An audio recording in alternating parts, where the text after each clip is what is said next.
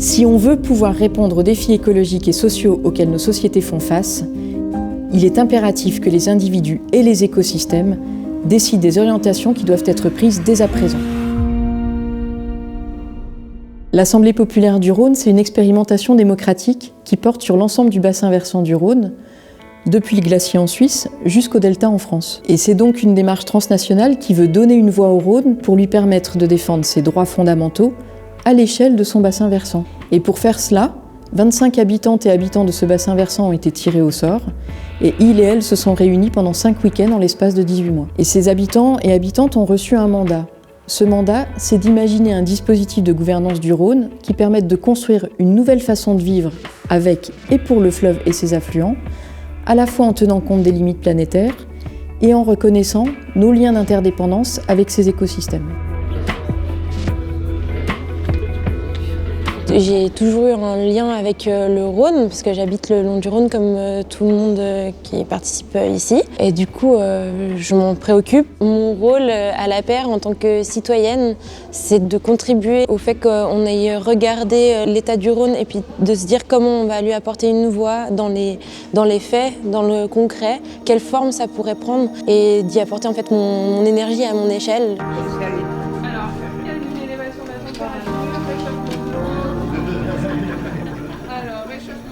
Je pense que ce qui rend le Rhône unique, c'est cette espèce de diversité entre de l'artificiel et du sauvage, et puis une diversité géographique qui est considérable. Si vous regardez la carte d'Europe des climats et des fleuves, vous verrez qu'en fait, c'est le seul fleuve qui traverse autant de mondes géographiques différents.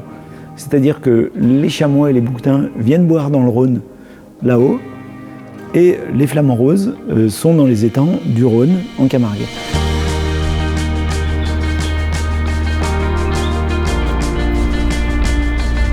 Quand je vais maintenant au bord du Rhône, j'ai plus le même point de vue que j'avais avant, qui était assez simpliste en fait, parce que je considérais le Rhône sur la partie où je promenais, c'était assez local.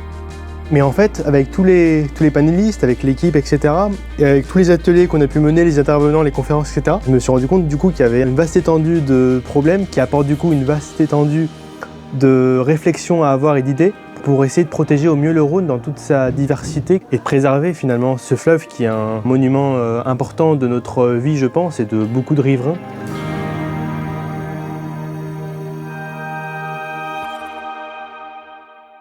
Les enjeux du Rhône, il y a un enjeu quantitatif, comment gérer la pénurie d'eau qui s'annonce, il y a un enjeu qualitatif, comment gérer et comment affronter la perturbation et les pollutions du fleuve, et puis il y a des enjeux fonctionnels, comment faire en sorte que le fleuve puisse fonctionner dans sa dynamique des écosystèmes, sachant que ce fonctionnement est perturbé notamment par tous les aménagements.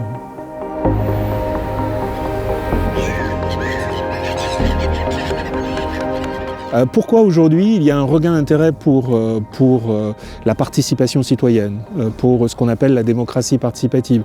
C'est parce qu'on est en train de se rendre compte que nos démocraties représentatives ne représentent plus de manière juste l'ensemble des citoyens, l'ensemble des intérêts. Mais la nouveauté, c'est qu'on a le sentiment aujourd'hui qu'il n'y aura pas de transition écologique, il n'y aura pas de vraie transformation de nos sociétés dans le sens d'une plus grande durabilité sans participation citoyenne.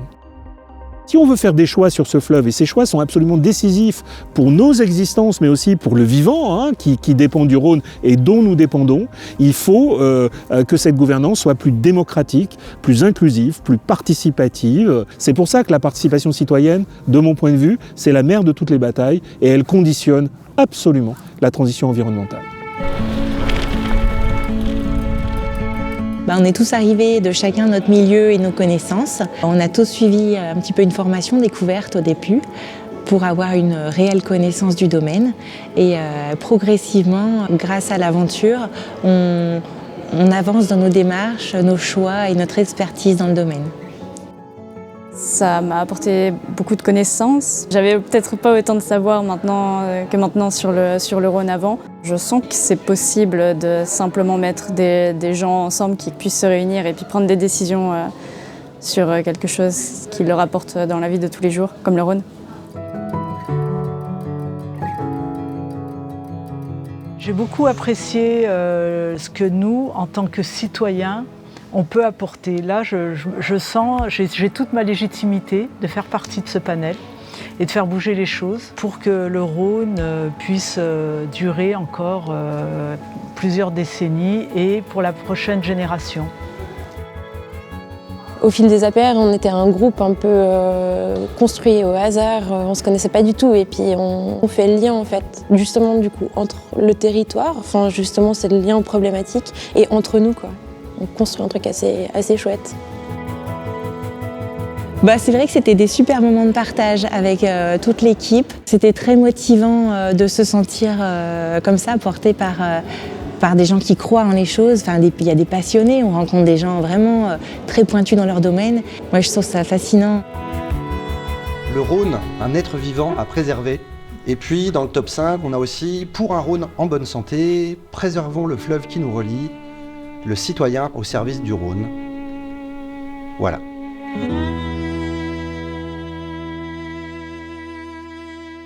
J'aimerais bien que notre démarche soit entendue. Ça puisse se diffuser partout sur le territoire, la France, la Suisse. Ça ait des répercussions qui soient réelles. Et que à chaque décision à venir soit prise en bonne connaissance de tout ça.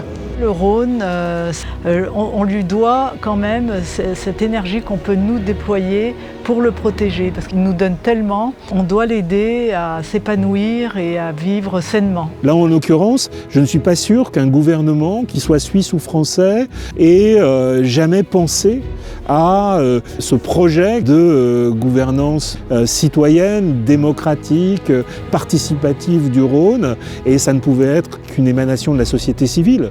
Si j'avais un vœu pour le Rhône, ce serait qu'on en prenne soin de manière sincère et bienveillante. Je pense que c'est une expérience qui va inspirer beaucoup.